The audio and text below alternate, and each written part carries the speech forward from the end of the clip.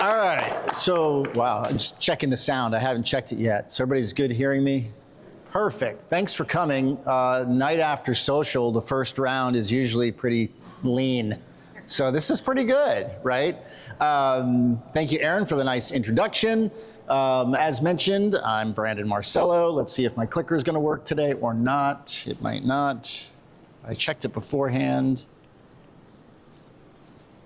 And we're already starting out with wonderful technical difficulties. So we're going to go back into the presentation. And I might skip through some of these slides a little bit. There we go. Okay, so big thanks to Perform Better, Aaron, who's really the driving force, let's be honest, right? But I've known Chris for a long time. I met Chris when we started Athletes Performance in '99. We needed equipment. So I called Chris because they were in Rhode Island. I'm like, we're calling Perform Better. And they've been just great. I'm not obligated to say that. I'm not required to say that. But I say that, and I genuinely mean they're really, really good people. And just, yeah, they check in throughout the year just to see how you're doing, right? Like, that's really cool. And then thank you guys for coming. I want to thank my family who's not here because I'm here. So my wife and 2 kids have to, yes, slug it without dad. Tough world, right? Anyway, as Aaron said, I've been doing this for over 25 years. Started IMG Academies in Florida, then moved to Arizona in '99, and Mark and I started Athletes Performance, which is now Exos. Spent 4 years preparing our Olympic softball team for Beijing, and then moved on and spent 7 years as Director of Sports Performance at Stanford. Now, I am the Chief Innovation Officer for JAG Consulting. We are a consulting management firm that solves human performance problems. Most of our clientele are government, military. We do have elite sports still. I am the PI, or principal investigator, or the lead for the project for the Optimizing the Human Weapon System project for the military. It sounds fancy, it's not. We're just trying to figure out ways to make our soldiers better. Like anybody else, right? We're all trying to be better at what we do, whether that's be a stay-at-home dad, whether that's be a custodian, be an attorney, or be a teacher. We're just trying to be better. Couple random facts about me. I love donuts. Yes, really anything in the baked goods genre, but I do tend to gravitate toward donuts.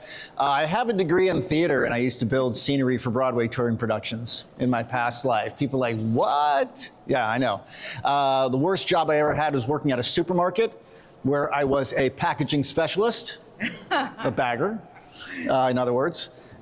Terrible, terrible job. My dad was an actor. People are like, whoa, your dad was an actor?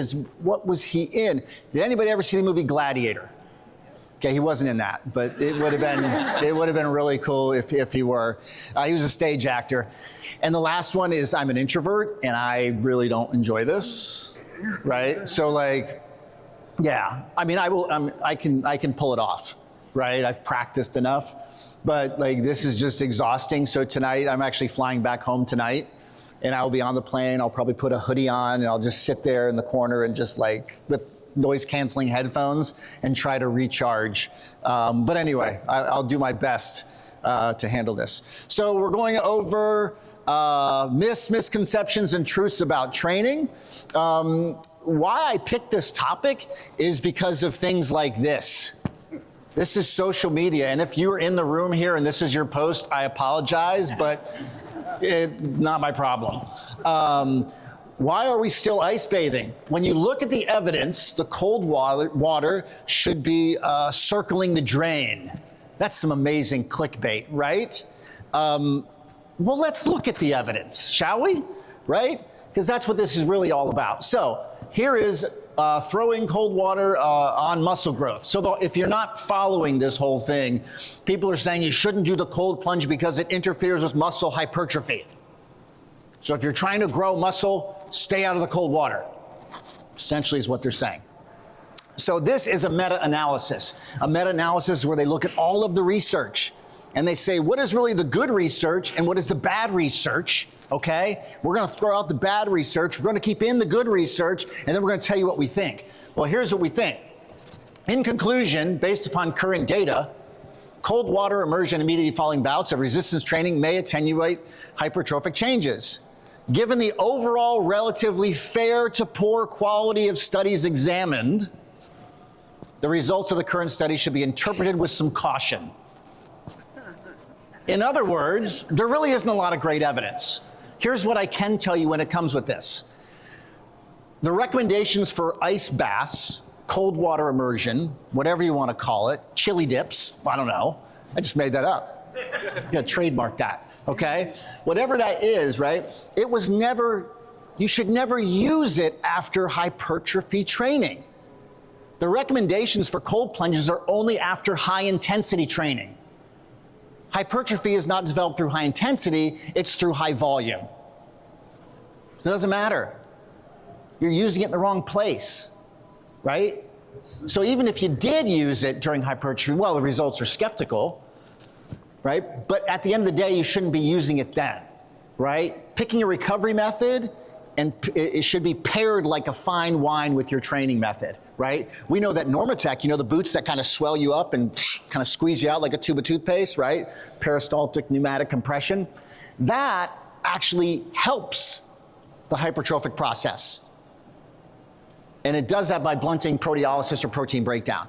So if you're doing hypertrophy and want to get bigger muscles, get a Normatec.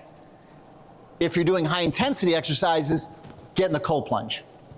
You're welcome, right? Anyway, all right. So the alternate title for this talk today is Science Doesn't Care What You Think, right? Doesn't care what you believe, right? It doesn't mean you're wrong. And that's the tricky part with science, right? Science is the quest for the truth. It's not the answer. It just looks at what the next question is, right? You might believe that red dye 40 is the worst thing on the face of the earth, right? And you might be right. The evidence might just not be there to support that yet, right? So it doesn't mean science is lying and science is wrong. It's just science isn't there yet, okay? That's all I'm saying. I don't like red dye 40. That's besides the fact. What does the science say? I can still have my opinion. It just hasn't caught up yet, right? That's just something I want to make clear, is that sometimes science just is not there yet. I'm going to skip through these because I have too much. Speaking of science, this was a cool article in The Atlantic. It was from a while ago, 2019. Talked about the truth of dentistry. That 6-month checkup thing, totally made up. Crazy, right? Who knew, right? So it's just amazing to think about. There's things that we think, are based in science, yet are not. So, as I mentioned, research, I just want to talk about this. There's a lot of research journals out there, right? All different types. The reason I have these up here, these are some common ones that we see in our world, in our profession. There's this thing called impact factor. So you can see here, JAMA is 47, impact factor, strength and conditioning is like a 2.3. What impact factor means is how often those research studies are cited in other articles.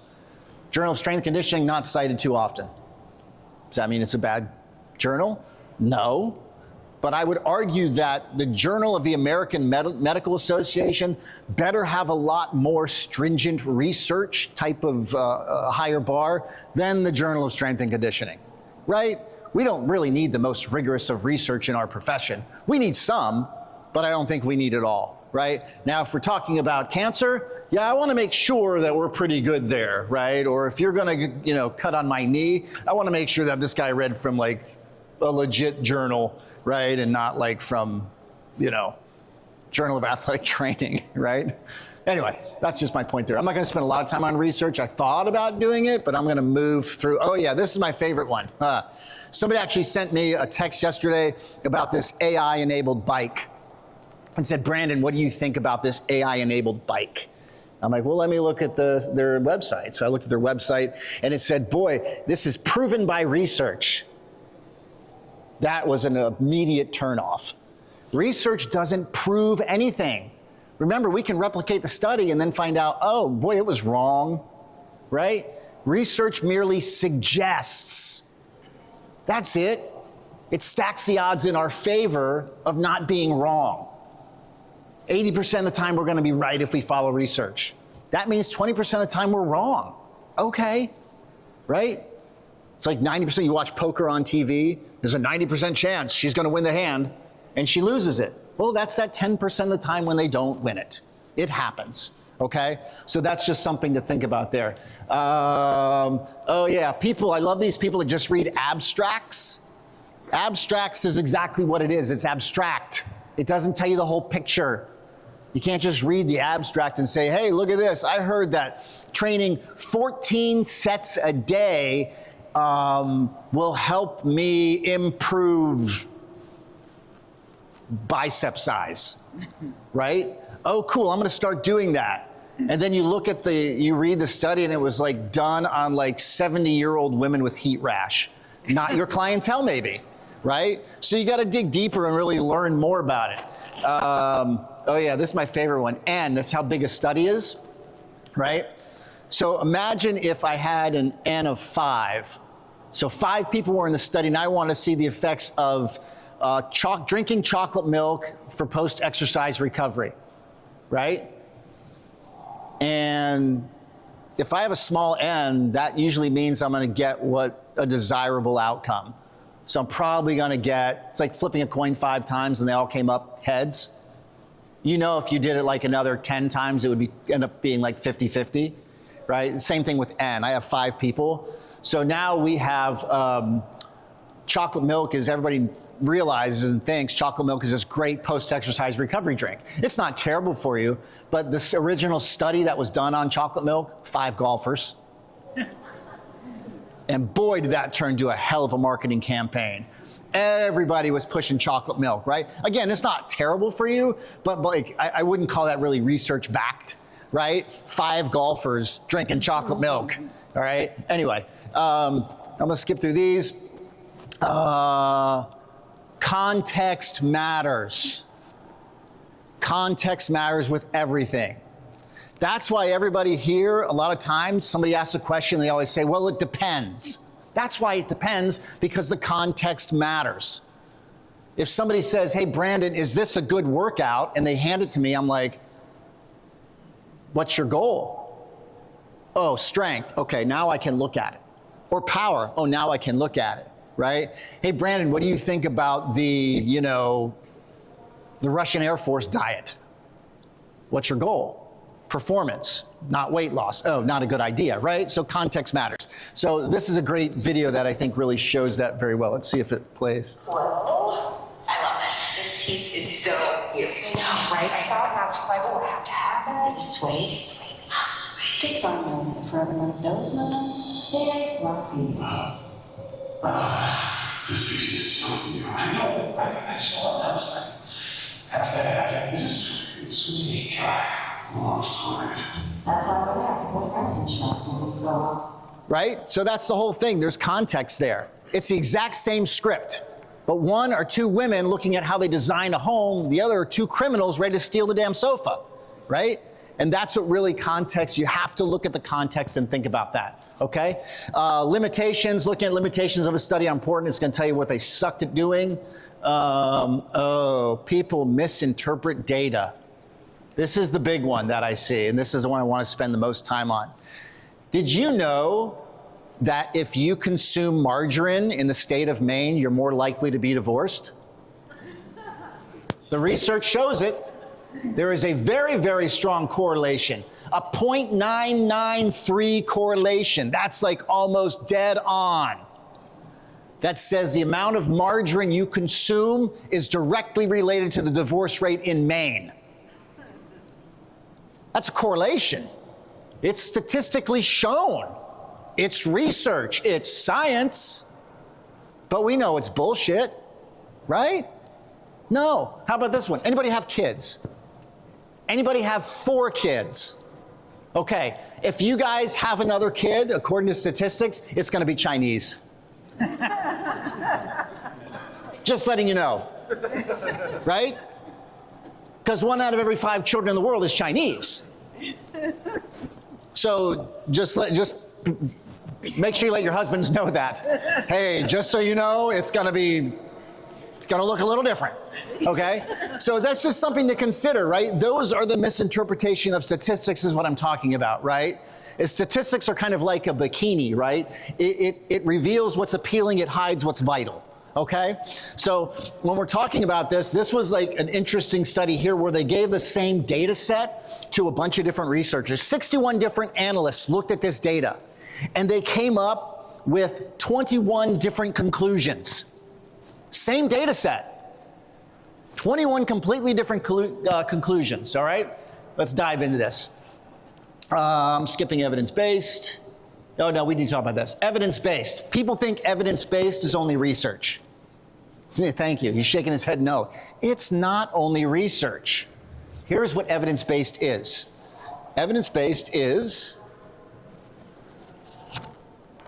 conscientious, explicit, and judicious use of current best evidence, that's the research, in making decisions about the care of individual patients. The practice of evidence-based medicine means integrating individual clinical expertise and best external evidence.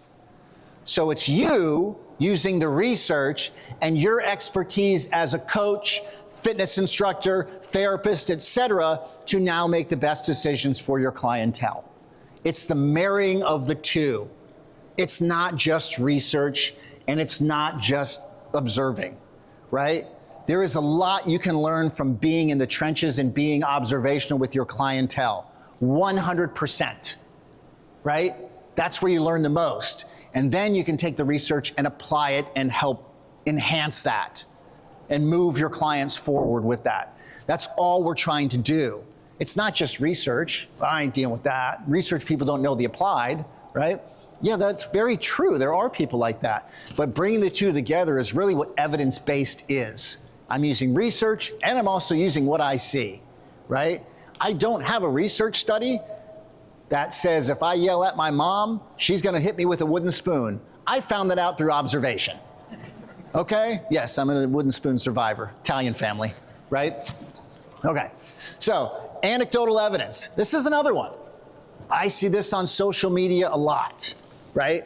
Here's what anecdotal evidence is. I see this, therefore it's true.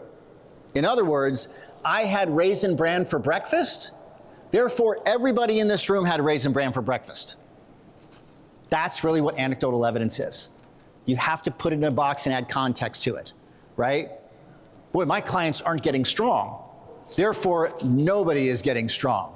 No, you just suck at what you do, okay? There's a difference between that. All right, context. You have to add context to that. Aerobic base. Aerobic base, people say there's no need to develop an aerobic base for an anaerobic athlete. I hear this a lot. True or not true, right? This is interesting. Well, there's this thing called physiology, right? And if you take physiology, what you learn about is that this is bullshit because Basic Exercise Physiology 101, the anaerobic energy system is recovered by the aerobic energy system. So the more aerobically fit you are, if you do a bunch of sprints, your heart rate's going to bounce back quicker and you're going to be able to do more. Make sense? So people are like, well, you don't need to do aerobic. Yes, you do need to do aerobic. I'm not saying how to do aerobic. You can go do long, slow distance. You can go do high intensity interval training. Both do yield an aerobic increase of aerobic capacity. Fair? All right? But you do need that so you can recover from anaerobic bouts. So if I have somebody who does a lot of sprinting or high intensity exercises, yes, the aerobic energy system is very important so that they can recover faster. If they can recover faster, that means they can do more work. If they can do more work, that means they get to their goals faster. Simple as that. They don't have to spend more time chasing that. I hear about the Russian manuals in training. If you're not familiar with the Russian manuals, this is the Eastern Bloc methods of training. People obtain these mystical types of manuals that are written in Russian, and that's what they use to guide the programming on planning and periodization, right? So these things have all the Eastern Bloc secrets to making amazing athletes, right, back in the day. So Russian weight training manuals, there they are, right? There's an example of one right there. I actually tracked one down, okay?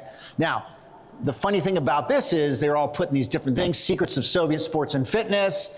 All these people put them out there, and these are like the foundations which early training was built on. This is what's interesting. You have to put the context in it, right? Exactly. Right? All of these Russians and East Germans were on endocrine support. That's the nice term, right? So you have to add context to it. Furthermore, we don't really know who translated the manuals, right? Like if you ask 16 people who know Russian to translate it, they're going to translate it a little bit differently. There may not even be a word for certain things. So you have to add context to it. People are like, well, this is not what the Russians did. Well, yeah, are you using steroids? Well, no. Well, that's not what the Russians did, right? So you got to use it. You got to add context to that. Supplements are a waste of money. You might as well call them supplements, right? There's context. Technically, we shouldn't need supplements. Okay? Technically, we shouldn't. But our environment changes all of that. How we interact with our environment we need more supplementation. So for instance, some of our military operators that work a lot around fuel and chemicals, we give them extra magnesium. Why? Because magnesium will help open up the detoxification pathways and help clear those toxins of breathing them in all day. Right? If you buy a new car, you know that new car smell that everybody loves so much, right? That's off-gassing. If you measure your magnesium levels after getting in a new car and sitting in it, they'll drop. Because your body is using up that magnesium to keep pushing out and clearing out that bad stuff, right? So depending on your environment, you may need supplements, right? How do you know what supplements to take? You get your blood taken, right? That's how I end up selecting mine. Is I get my blood work done, and then I look at it. Is your vitamin D low? No. Then I don't need vitamin D, right? Is it low? Then add it. Your homocysteine levels are low. Add B vitamins. If your homocysteine levels are fine, fine. C-reactive protein is low, add CoQ-enzyme 10, right? All of those things, but get it checked, right? So there is context to this depending on your environment, your genetics, how well you chose your mom and dad. All those things will dictate that, okay? Creatine is dangerous. Here's one for you. Creatine is the most studied supplement on the face of the earth.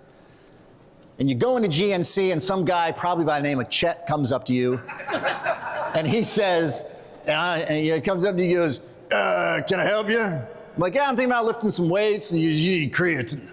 And I don't know why I have to talk in this accent when I do Chet, but I feel like it's just more representative of GNC. And he goes, right here, you need creature. And I'm like, isn't that just creature? Oh, I guess it is, right? So people say that creatine is dangerous. Creatine is one of the most studied supplements, like I said, and everybody should probably be taking creatine.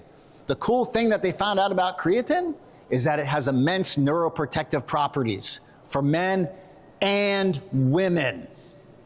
So that means it helps against Parkinson's, dementia, Huntington's, et cetera, et cetera, et cetera. Has a vast amount of neuroprotective properties. Probably everybody should be on about 5 grams a day. As the caveat, please check with your physician before starting any supplementation regimen. Okay?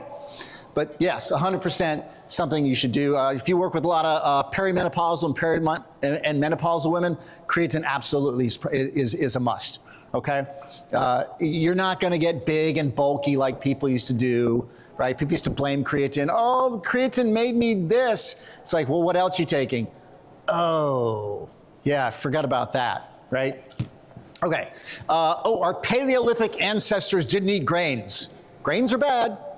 Look at our Paleolithic ancestors. They didn't eat grain or grains. Well, actually, they did.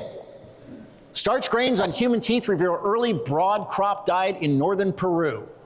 Long time ago, they've excavated skeletons, and they've looked at the teeth, and they have residue in their teeth, probably because their dental hygiene wasn't great. They weren't going every 6 months, right? And they found residue of grains. They ate grains. It all depends on where you lived. If you were a Paleolithic ancestor and lived here, you know what you ate?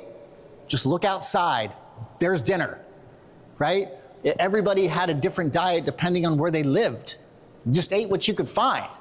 But to say that we didn't eat grains because our Paleolithic ancestors didn't eat grains is absolutely ridiculous, right? I go into Whole Foods and I'm like, oh, these are paleo muffins. Were they baking back in the Paleolithic era? Like, shit, these guys were good bakers, man. And it's keto friendly. How about that? Egg whites versus the whole egg. Oh man, this weekly debate. See an article last week, eggs are bad. The next week, eggs are good. Next week, brown eggs are bad, but white eggs are good. Next week, brown eggs are great, white eggs are good. Next week, we're deporting all the brown eggs. Thank you, thank you. Somebody caught that, right? So, anyway, here's the point. Egg whites are fine, okay? But what is in the yolk is not going to increase your cholesterol. The yolk has all of the phytonutrients and vitamins and minerals that have some really cool protective properties, right? That's the good stuff in the egg, okay? So a whole egg is fine. It's not going to hurt you. There's probably it's a better nutrition, pretty much you're eating the whole chicken.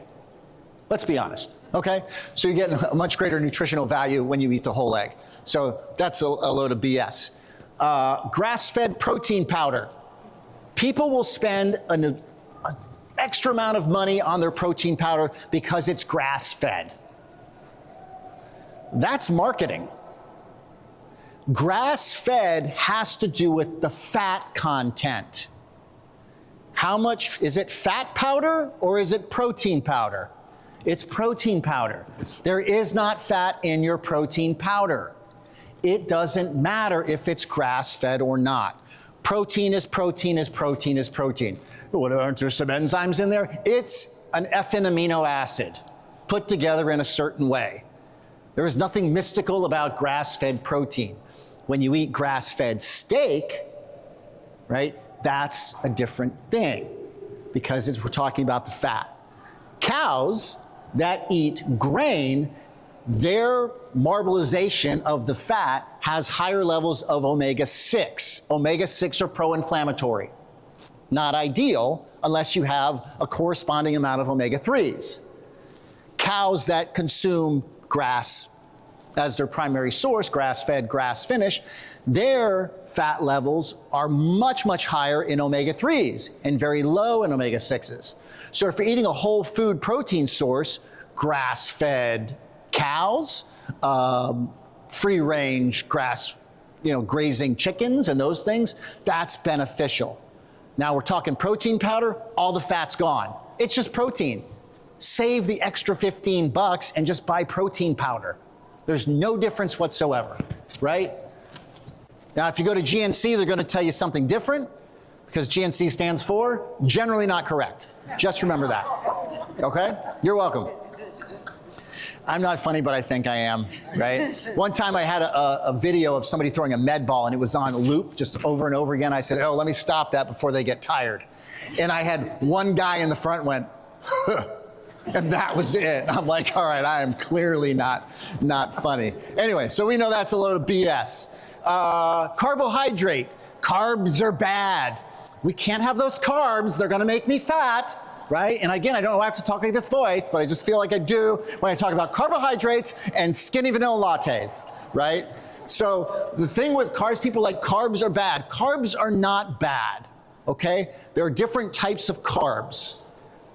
People like my mom. Oh my gosh, my mom, always on some sort of diet, right? And she's like, yeah, I'm eliminating carbs. And I'm like, okay, so you're not eating vegetables and fruit? What do you mean? I mean, well, those are carbohydrates, right? The sweet potato has 26 grams of carbohydrate in it. Well, I mean, I'm just getting rid of, like the bad carbs. Like what? Like a nefarious carrot? Like, I don't know, what are you talking about, right? Like, I don't know what that means, right? There are different types of carbs. There are starchy carbs and there are fruits and vegetables. We have two types of places that we store glycogen in our body. In the muscle, we have muscle glycogen, and in the liver, we have liver glycogen. We need both. That keeps our blood sugar level. If we want to perform with physical activity and exercise, we're going to pull from our muscle glycogen first. Our liver glycogen keeps the levels high so that then if we run out of the muscle glycogen, we can fuel it that way. We also want to have good levels of glycogen or glucose in the blood so our brains work.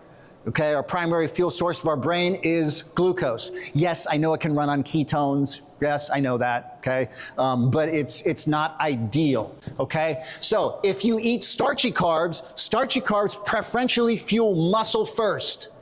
Go to liver last. If you eat fruits and vegetables, the carbohydrates from fruits and vegetables preferentially go to the liver first, right? And then we'll go to the muscle second. So having a good blend of both is very important, and that's why. So if a client says, well, aren't starchy carbs different? No, they do different things, right? That's all they do. They have different superpowers. So fruits and vegetables go to the liver first. Starchy carbs go to the muscle first. It's like Bud Light, goes to your liver first, right? It's like the social, right? Everything goes to the liver. Post-exercise nutrition. I was in this camp too. Back in the day, at Athletes Performance, our athletes would finish and we're like, all right, guys, go get your post-exercise shake. You got 20 minutes to get within that recovery window to consume your post-exercise nutrition. Your cells are this big and they're looking for food. And we're gonna put it in there we got protein powder, we got maltodextrin, which is a high glycemic carbohydrate, and all these things, and we're gonna get it in you super quick, right? Oh shit, we were wrong, right? What we found out was that all of that was built upon John Ivey's work at Texas in this book called Nutrient Timing. And there was this, in his research, it showed that there's a window, an optimal window within 20 minutes after the cessation of exercise. You need that for post-exercise nutrition. Well, as science does, the quest for truth, people replicate studies over and over and over again. They just don't take one person and say, oh yeah, he's right. John Ivey's right. What they did, multiple studies over and over again. You know what they found? They found that they couldn't replicate his studies. And what we realized is that there is no magical window for post-exercise nutrition. Now, don't get me wrong, there's nothing wrong with giving your clients post-exercise nutrition. It's a great way of giving them something healthy as soon as they finish a workout. It can be in addition to the service that you offer, which is great. But to hide it under the auspices of you have 20 minutes to get this amazing nutrition and to fill this recovery window, no, we were just wrong, okay? So there is no magical window to get that post-exercise recovery in. You can get it throughout the day at any time. And we used to believe that that composition had to be like very high glycemic, which means it would dump into your bloodstream fast. Wrong with that too, right? You can give them like a fruit smoothie with like flax in there and have it fatty, which is like slow absorbing. That's totally fine, right? So again, there's nothing wrong with having something post-exercise. Great, give it to them. But let's just make sure we're not telling them it's within this recovery window, because we were wrong about that. And again, I was doing it too. I was handing out shakes like, man, right? Tom Cruise and cocktail, right? Shaking them up and giving them out, right? I just told you how old I am. Half people are like, what? Was cocktail? Tom Cruise? What? Yeah. Calories in, calories out. Oh, what's he going to say about this? The energy balance equation, okay? The math is correct. The math does math, right? According to science, if you were in a caloric deficit, you would lose weight. If you have a caloric surplus, you will gain weight, okay? Now, here's where it gets tricky, and this is where we need to add some context. If I eat a banana, and Walter eats a banana, right? The same banana, not at the same time. We're not like Lady and the Tramping it or anything like that, right? Right? So we eat a banana and it's 80 calories. I might eat the banana and I might only extrapolate 75. Walter might eat the banana and he might extrapolate 80. If I eat pancakes and Wendy eats pancakes, she might extrapolate 350 calories. I might extrapolate all 500, right? Because we have a different microbiome, which is we have different bacteria in our guts, in our intestines, and that does different things. That allows us to extrapolate more calories or less calories depending on our genetics and our microbiome and the environment we interact in. And that's why sometimes it's tricky. And people are like, well, I'm counting my calories. I don't understand why I'm not losing weight. That's probably why, right? because they're counting the calories, and they're true, they're right on the money with calories, right? But their bodies are doing something different. So that's just something to be aware of. You have to add context to that because it's not always simple. Well, you should be losing weight. You must be cheating. Shit, no, maybe it's just their freaking bacteria in their bellies, right? All right, moving on. FMS. Now, anybody see Gray Cook talk? Right? I love Gray. Got his tank top on, preaching to you. I love Gray, right? So he'll tell you that if you get a score of less than 14 or equal to 14, that what you're going to do is see a greater susceptibility to injury. And he'll try and say it like that. But what you have to understand with the FMS is that it is not a predictor of performance, right? So he'll say all those things, right? And he's right? Just because there's a study that came out that said if you get a score of a 14 or less than or equal to a 14, you're at greater risk for getting hurt. There's a lot of ways you can get to a 14. I can get a 2 on everything, and Gray will tell you 2s and 3s, there's no difference between the two, so why not just have a 1 and a 2? I don't know, right? That's a 14. Individual 2 got a 14 with 2 zeros. Individual 3 got a 14, but they had some 1s there. They're all 14, but they are drastically different, right? So you have to add some context to that.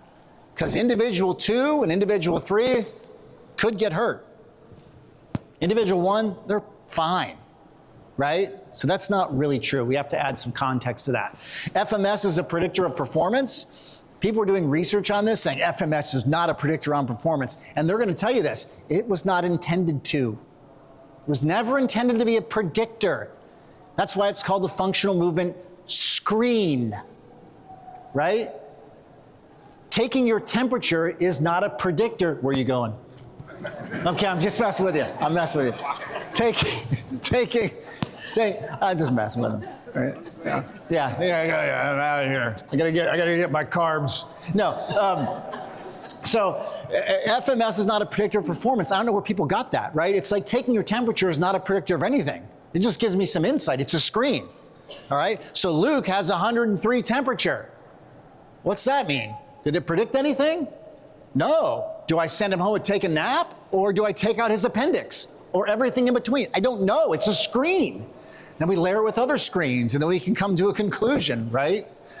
Funny story. I did go to a physician once years ago when I was in college, and I'm like, I had a low temperature. I said, I got an upset stomach. I'm not feeling really good. I'm getting ready to go out of town.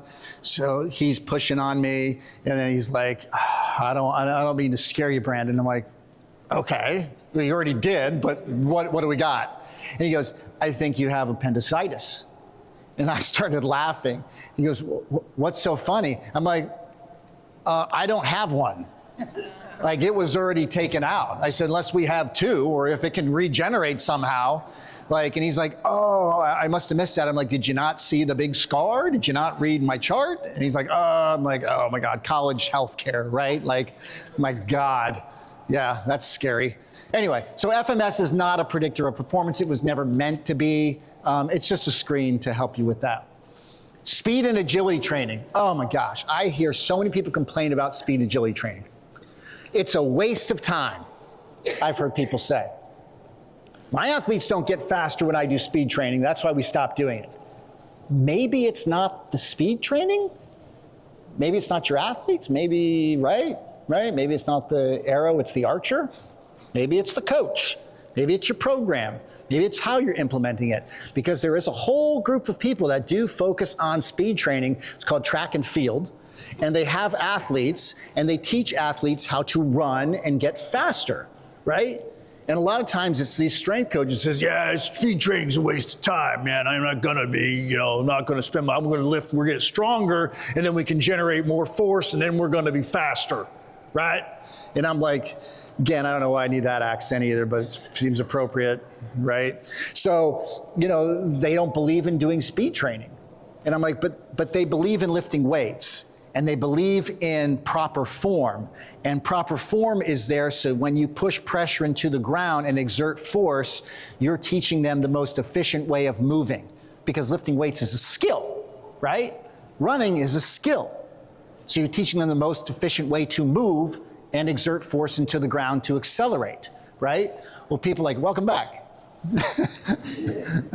So people are like, well, that ladder, that speed ladder is such a waste of time. Speed ladders don't make you fast. Nobody ever said they did. But let's add some context. What does speed ladders do? What do speed ladders do, right? It teaches you how your foot interacts with the ground. And that's the most important thing. It's like when you teach somebody to grab a bar or a kettlebell, you teach how their hand should interact with the bar or that kettlebell. All you're doing is teaching the foot how to interact with the ground with a ladder. Yeah, it doesn't make you faster, but it sets the foundation for doing things which will help make you faster. So these things are very valuable and essential tools if you have a population such that would work with. So, speed and agility, I give Mike Boyle a hard time about this, right? And I love Michael, not in the biblical sense, but I love Michael, and he was just down to Anna Maria Island on vacation, and we got coffee together, and I'm like, dude, you gotta stop with the speed stuff. He's like, what do you mean? And I'm like, well, you're saying that your guys, you just stop doing speed work because the people just got pretty at doing speed. And he's like, well, yeah, because that's what I see. I said, Michael, but that's just how you do your program, right? Doesn't mean it doesn't work. It's fine that it doesn't work for you and you found value with this, with your clientele, with that anecdotal evidence of eating Brazen Bread, and this is what you found. But for you to throw that out there and people are gonna be like, oh yeah, Mike Boyle said you shouldn't do speed training. I'm like, you gotta add some context to that, right? Because I know you know the benefits. He goes, no, totally know the benefits. I'm like, yeah. Anyway, so just bring that up. Oh yeah, strength-centric training. So remember, power is strength times speed, or force times velocity. We spend a lot of time on the strength side, right? So remember, it's a multiplication problem. It's a math problem. If I'm just trying to get stronger, if my speed is always at a 1, and now I'm at a 200 strength, 203, 205, 250, 275, it's still multiplied by 1. What would happen if I just all of a sudden cranked up the speed and multiplied it by 2? And now I have 200 times 2, which is 400.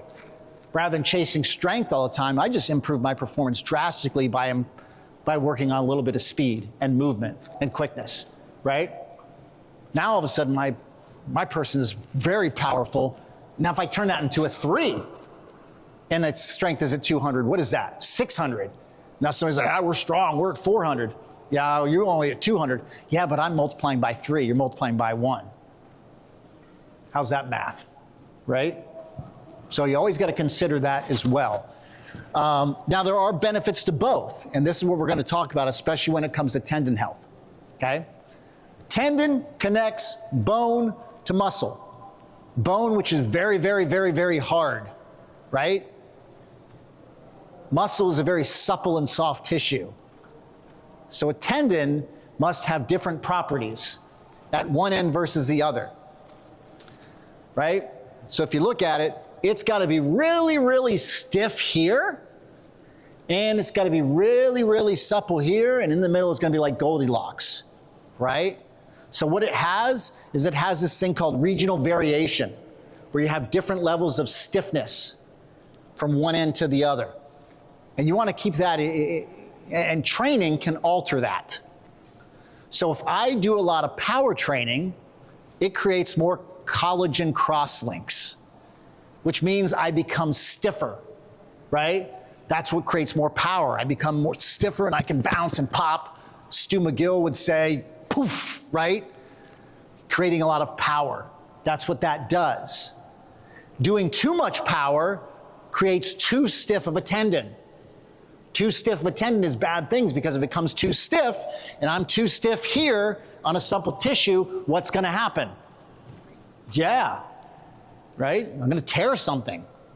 Doesn't work very well there. So this is where, yes, I can do a lot of power training, but doing some protective strength training in the middle of that will help break up those collagen crosslinks and bring back that interdependence between these different regions. And you can see it on force plate training. So my wife, Jen, she works with Major League Baseball players. And she's like the smart one of the household, right? And she's like working with them, and she's like, yeah, this person is doing too much power. They have them doing too much power, I can tell, right? Their velocity, the pitching velocity has gone down, right? And in the strength world, they're like, yeah, but their force plate data is showing they are the best that they've ever got. And she goes, they're not there to play force plate. They're there to play baseball. It doesn't matter what those numbers say. What matters is what this person is throwing. So she's like, you're not doing any more of this stuff. Here's what you're going to do. So what she says, I'm going to give them some strength stuff. I'm going to give them some eccentric loading, right? Get away from the concentric stuff so that they can yield in the tissue. And all of a sudden, then the team sends her a message, says, hey, their force plate data is dropped immensely. She goes, great. I bet their braking numbers are really high too. They're like, yeah, how did you know that? Just because that's what I programmed for. And I bet their velo is going up too. And sure enough, it's up 3 ticks, right? Pretty cool how you can show a contribution to skill that way. That she can see that, okay, they're not yielding what they need to do. Tissue isn't working. They don't have access to ranges of motion because of the training they're going to do. That's impairing performance. That's the elite high athlete level. If you're working with general population, just get them feeling good. That's fine. But I'm talking the top 1% of the top 1% that rely upon that specific programming to get them where they need to be. That is where those things make a very, very, very, very, very big difference, right? And so many times, and me, I'm a former strength coach, right? I have the baldness, but not the goatee, right? But I used to make those assumptions too. If I get somebody stronger, then that means they can generate more force. That means they could jump higher, right? Or if I get them stronger, that means they're more resistant to injury, right? The logic makes sense, but we made a lot of leaps to get there, too many. And then I talked to my wife, and she's like, yeah, this is actually what happens. I'm doing this, which causes this, which causes this, which causes this. I should see this on the force plate. I should see this in the weight room, and I should see this on the mound. And I'm like, how did you know that, right? She goes, because I read. I'm like, oh, got it. Makes sense, right? So she does some pretty cool stuff. So anyway, strength maintenance.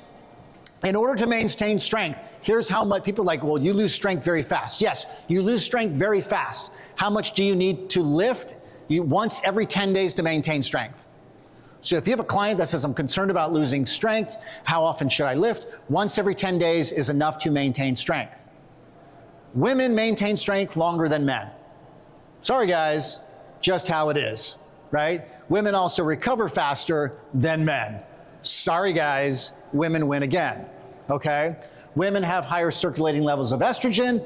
Estrogen, as we know, is a secondary sex hormone, is a powerful antioxidant as well, which allows them to recover faster from high-intensity exercises and allows them to do a lot of cool, amazing things, right?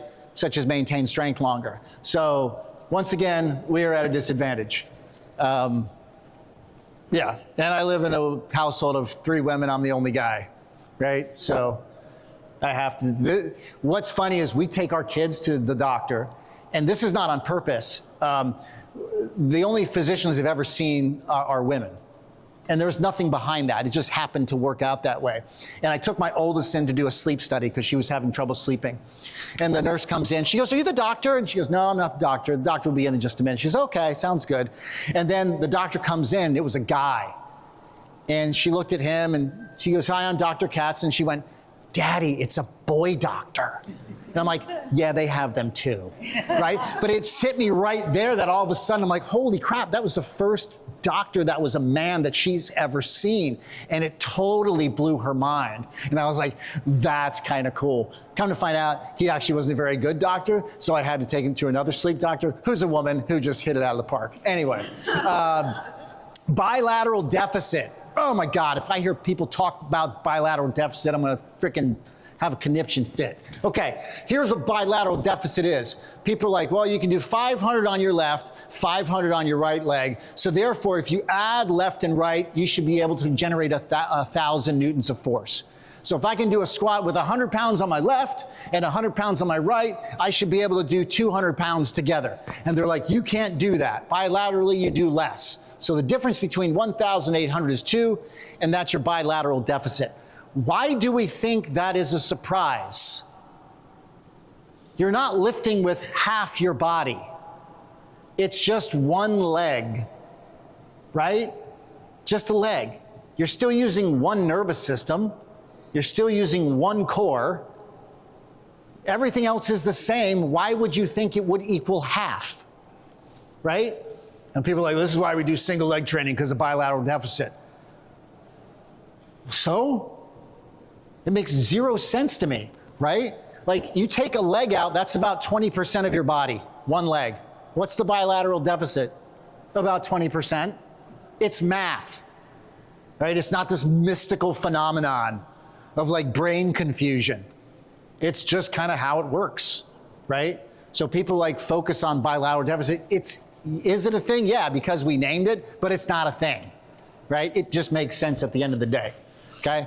Static stretching. People say static stretching is bad. There's context behind it. After a training exercise, you shouldn't static stretch, because what you can do is you can contribute to the microscopic tears in the muscle tissue, which can delay recovery. Okay? If you want to do a static stretching session or recommend clients do a static stretching session, you should do it later on in the day, in the evening, after they take a hot shower. They can do a static stretching session and watch TV or whatever they want to do, right? Tulsa King or whatever the heck they watch. The guy at the restaurant last night said he loves Tulsa King. I've never seen it, but I just threw it out there. Okay. IT band, foam rolling the IT band. What is he gonna say? There's context. If you're foam rolling the IT band to get extra length in the IT band, you're wasting your time. They have done studies where they take cadaver tissue and they hang the cadaver IT bands, cadaver AKA dead people, right? And then they hang weights off of those. And then they leave the room, and then they come back a few days later, right? And like, this is what you got. About 2 millimeters of length difference. Wow. Nice job, foam roll, right? Now, the context is, if you're rolling the IT band, you're probably having issues with the vastus lateralis. So you're probably targeting that, which is gonna help you in the long run. So that's the context, is if you're doing it to target the vastus lateralis, great. If you're doing it because you think you're improving length of your IT band, no. So just clear that up. They're like, yeah, my IT band, I need to stretch it more. That's not gonna help it. It just doesn't work that way. Nordic hamstring curls. People love the Nordic hamstring curls. I'm not saying there's anything wrong with Nordic hamstring curls. I love the Nordic region of the world. Very nice people. They gave us this lovely exercise, but what happens 9 times out of 10, people love these because they're supposed to help prevent hamstring injuries, right? Why is that? Well, because the research says Nordic hamstring curls prevent hamstring injuries. Why is that? Because researchers have only looked at Nordic hamstring curls on hamstring injuries, okay? So that's just kind of what they do, so they keep replicating the studies. So sure, they help, probably so do other things they have in studies, right? The other thing is, most people do these incorrectly.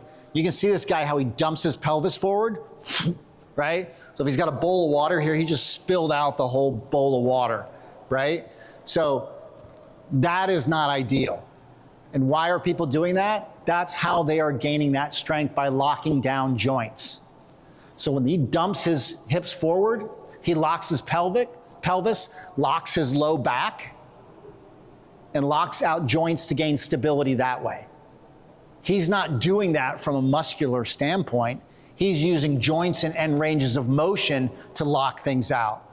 That's like when those guys, powerlifters, they arch their back all the way back for the benching. They're locking things out. They lock things out so those muscles don't have to work stabilizing. He can use all those muscles to help generate force there, right? And that's all we're doing here. So I'm not saying don't do them, but we should do them correctly, okay?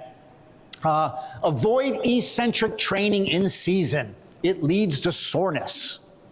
You ever heard of that one?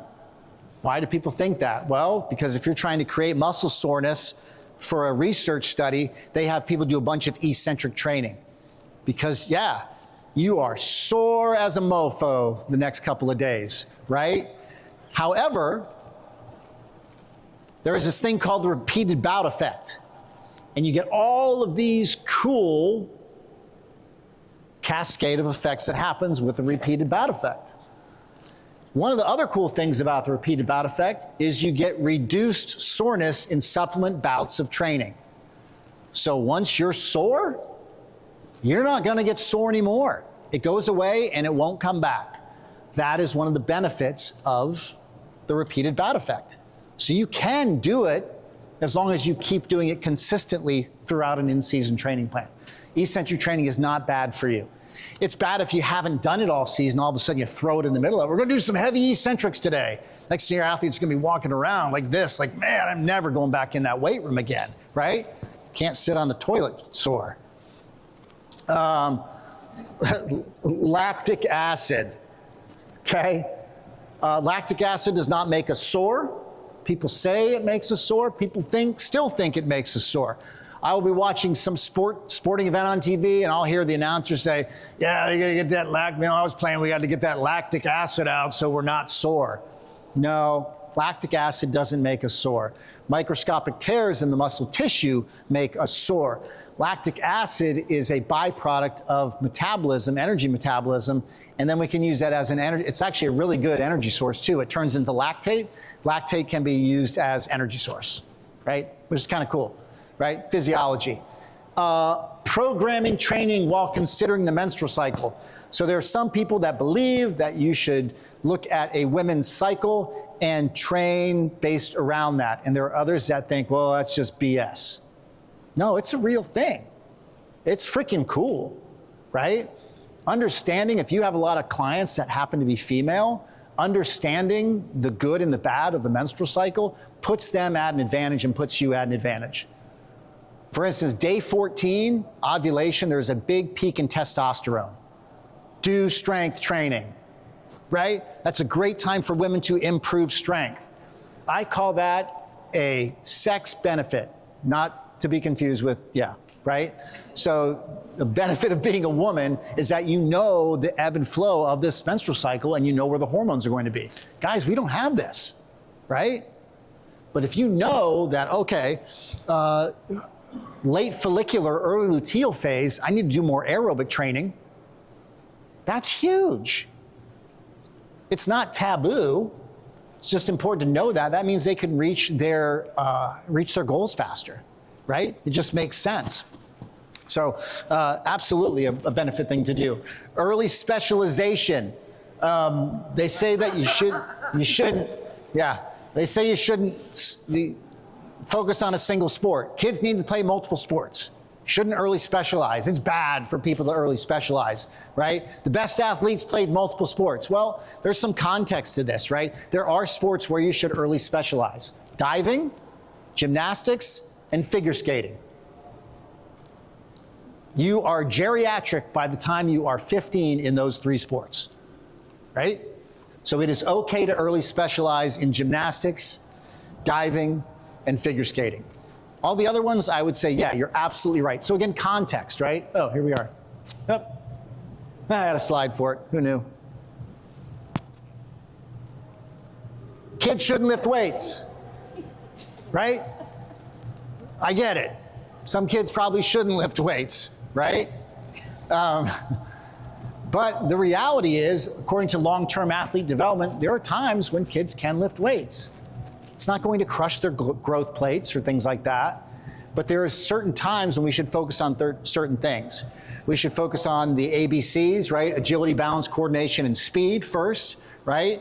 So depending on your chronological age, there are certain things you can focus on, right? There is a point during puberty when it's more advantageous and you see more response to lifting those weights, right? Like you got these, right, these 16-year-old kids that walk by a weight room and all of a sudden they gain 2 pounds of muscle, right? So there are some hormonal things there, but that's just something to think about, is like, it's okay to lift, to teach them and get them involved in the weight room. Because at the end of the day, you want to set a good foundation to make sure that they know what they're doing later on. So it's absolutely fine, but I would follow the long-term athletic development roadmap for that. Altitude masks, right? People say, I'm going to use altitude masks because it's going to help me, it's going to make me better, I'm going to improve, I'm going to train my respiratory muscles, right? At the end of the day, breathing, there is respiration, which is gas exchange, but breathing is also movement. And there are muscle coordinating that movement. And just like any movement pattern, it can have compensatory patterns. So you can have a compensatory pattern in breathing. And if you put on an altitude mask that resists and creates more resistance, you're going to further push forward that compensatory pattern, right? Just like anything, if you listen to Gray talk and compensatory movements and compensatory patterns, we're trying to get people out of those compensatory patterns. We don't want to reinforce it. Altitude masks and those things are going to reinforce it. And it doesn't create a hypoxic environment to where you're actually going to get greater red blood cell volume. It's not like training at altitude. It's the farthest thing from training at altitude, right? Bullshit. Wearable technology, we were talking about this beforehand. People are using a lot of wearable technology. The big thing you have to know is that they're really not very good at activity, right? They're great at resting heart rate, fine.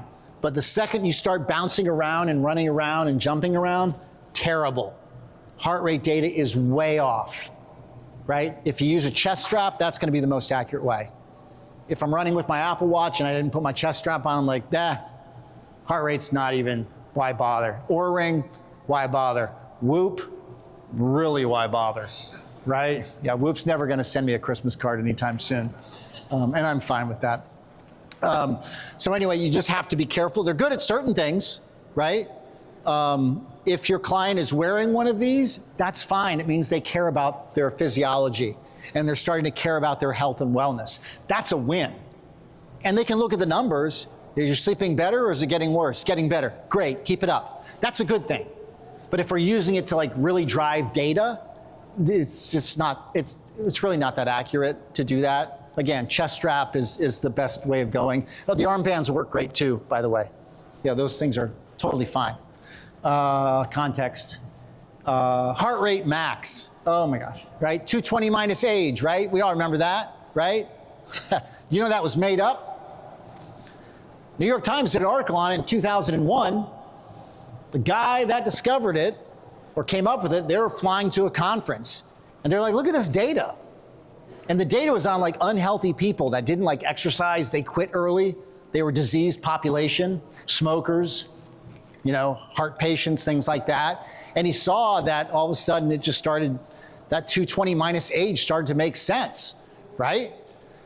So let's see, here's the takeaway. Kind of laughed over the years, Dr. Haskell said. We were never supposed to use this as an absolute guide to rule people's training. So typical of Americans to take an idea and extend it beyond what it was originally used for, right? 220 minus age, nope. There's lots of other different ones though that you could use. Here's a bunch of different formulas and you can see for a 20-year-old and 40-year-old kind of where they land. They're all over the place, right? I don't know what to tell you about zone training, zone 2 training, zone 3 training. Best thing to do is just see if you can, how they do at plus or minus 5 beats per minute. That's all you can do. Because there really is no understanding of how to predict a heart rate max other than doing a heart rate max test, right? Because I will go run and I will be above my heart rate max when I run and I feel fine. I mean, I'm out of breath, right?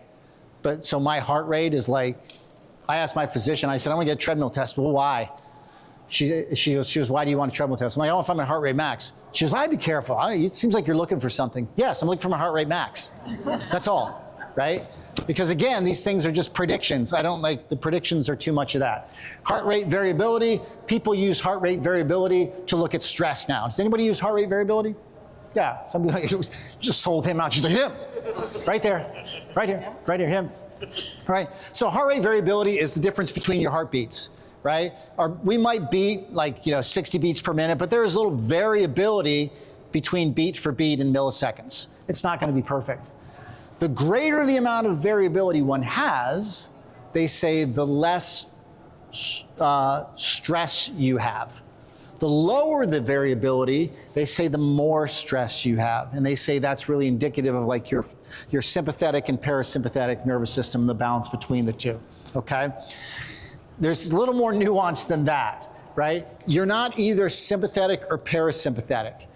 One part of your body might be parasympathetic and one part of your body might be sympathetic, right? For instance, if you had breakfast this morning, you might eat and now your digestion hopefully is in a parasympathetic state. Very calm so it can digest, right? But parasympathetic activity to your heart is now suppressed.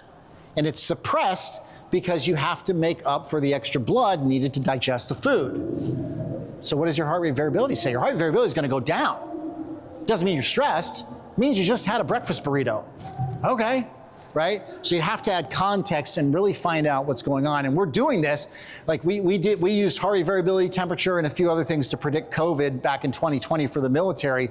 And the person that came up and flagged the most every morning that had all the symptoms and signs of COVID was a woman every morning. And the only reason she was flagged is because she was also pregnant.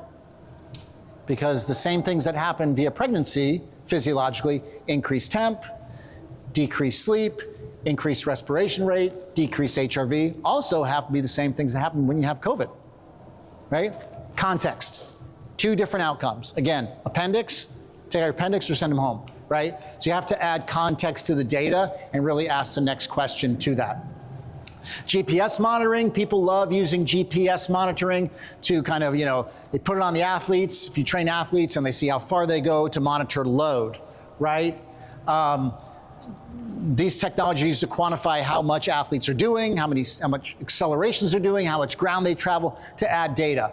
GPS has an error rate of 7 to 14 meters, okay? Which is fine for what it's used for, right? It was developed by the military, and if you miss your target by 7 to 14 meters with a missile, you still kind of got your target, right? They didn't get away, right? So that error is acceptable. It will also get us to Starbucks, right? We do this all the time. It says I'm here. Oh, there it is. Got it, right? It was off by like 7 meters. Not a big problem. Because on the GPS in the world is 197 million square miles. A 7-meter error rate, wow, that's really good. Take it down now to a pitch. 100 yards by 50 yards. 7 to 14 meters, that's a big error, right? Over time. That's not good, right? You can't really collect that data and you have to understand it. I'm not saying don't collect it, but I'm saying you have to be aware of that, right? So they put these GPS monitors on people and they slide them up here between the shoulder blades because that's the cool place to put them. But the research is very clear that if you want to quantify lower body activity, you shouldn't put it there. And the companies tell you that. So if you want to quantify lower body activity, you got to put it in your center of mass on your hips. Don't put it between the shoulder blades because it's going to get noisy and dirty data. Again, you got to capture data that's relevant, not just because you can, right? Good shit, bullshit. There we go. Acute to chronic workload ratio. People love this. Again, it's an interesting number, kind of like HRV. So the premise of it is great. Don't do too much too soon, right? Keep an eye on your workloads.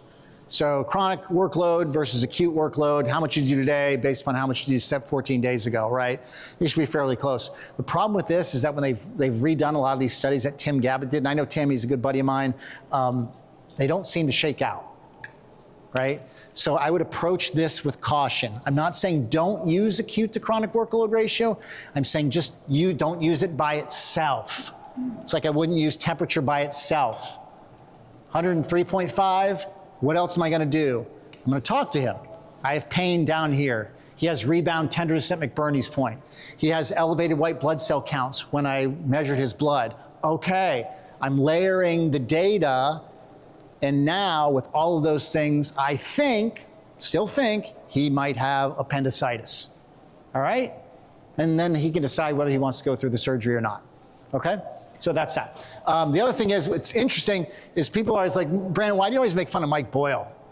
And, you know, I've really been very hard this presentation without trying to make fun of Mike Boyle. But I'm just curious if anybody really knows how old Mike is.